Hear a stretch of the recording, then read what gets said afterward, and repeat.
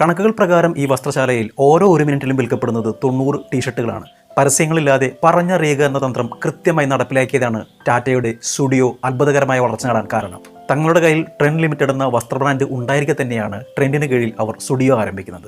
അതിനൊരു കാരണമുണ്ട്. 98-ലാണ് Tata west side store ആദ്യമായി ബാംഗ്ലൂരിൽ ആരംഭിക്കുന്നത്. ഇന്ത്യൻ അർബൻ മിഡിൽ ക്ലാസ്സിന് ചേരുന്ന തരത്തിലായിരുന്നു ഡിസൈനുകളും വിലയും. ശരാശരി വില 1500 ആയിരുന്നു. സാധാരണക്കാർ നഗരത്തിലെ ഈ ടാറ്റ സ്റ്റോറുകളിലേക്ക് കയറിയില്ല. വില തന്നെയായിരുന്നു പ്രധാന കാരണം.